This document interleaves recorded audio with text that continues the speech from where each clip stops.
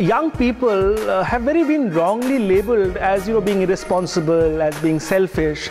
I think that young people, it's not just today, but human beings have always been very selfish and self-centric.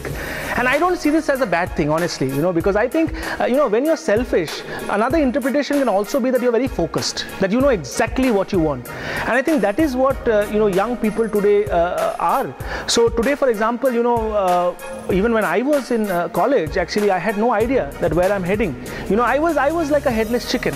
But today when I see the young people right from the school, they're extremely clear about the pathways that they want to take. And what is so interesting is that most of the young people that I meet, majority of them are saying that no, we don't want money. Money is not the driver. Importance or designation is not the driver. They feel that there is a calling, that they want to do something good. They don't know what they want to do, and I think that is where some of us, or our society as a whole, has a responsibility to actually mentor these children, show them the dreams. Let children grow up to realize that children have playgrounds where they can go and play, and they need not always be here.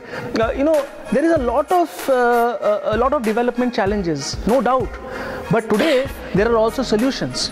And so many years back, we could not have even imagined that some of the solutions that today the social startups have made possible, the innovation. I think India is a melting pot of ideas.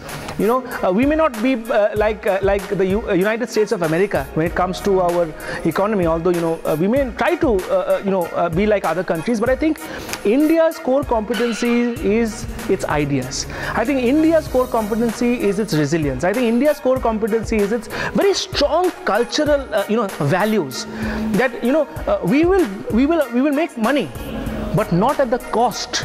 Not at the cost of harming somebody else. I think sometimes some organizations or institutions, not to generalize, I always believe that there is nothing called good apple or bad apple. There are bad apples in every organization. Okay. Nobody is bad, okay?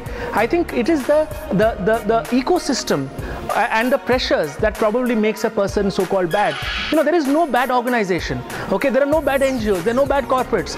I think that is where, as a society, we need to engage with one another. We need to understand, why is it that this organization, has moved away from its core purpose. So I think, and given the fact that India has a very, very strong spiritual history, I think we must go back to our spiritual history to actually see that what is it that makes India so resilient, what is it that makes India so hopeful. Now, as far as young people are concerned, I think it is the responsibility of elders. It is not so much, the onus does not lie on young people.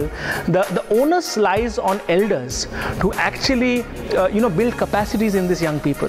Okay, old people should make way for the young whenever they feel that they are ready to take on.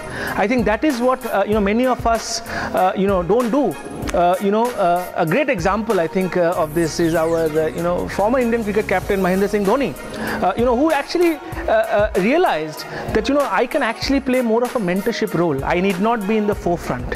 I think some of us are very obsessed about being the face, being the everything of the organization. But I think today it's about teamwork, and that is what in New India, I think the government of India is trying to give this message, that development is not the job of the government alone. And I fully agree with this. Development today has to be a kind of a combined effort. It is a teamwork. Because it is only when everybody comes together, the NGOs, the academia, the social startups, the CSR, when these dialogues happen, so communication is the key. yeah, communication has to be real. It cannot only be on social media. So for example, when CSR is happening, corporates have to go and visit the community, sit with them, build some sort of a trust, build some sort of a, so I think that, and that is something young people are able to do very well, because young people have no inhibitions. As the older you grow, you start having inhibitions. You start I think young people are very free. They like to be free. So today, they are great ambassadors to actually get these, some of these channels of communication which are, closed. They can actually, open them up.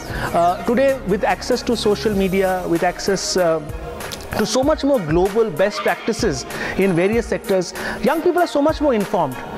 But I think while global knowledge is good, the challenge lies in how do we kind of apply them to the local context.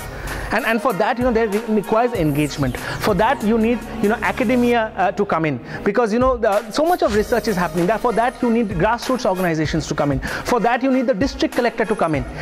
So therefore, I would like to actually say this, that, young people in India really our strength. They are all, excellent. They are brimming with ideas. I think our job as a community, as a society, is to actually be an enabler, so that no dreams are impossible. And I think that is what the social entrepreneurship model also shows. That dream, whether it can be funded or not is a separate question. But if you dream, I think life will get better. We will have a better society. We'll have a better global village.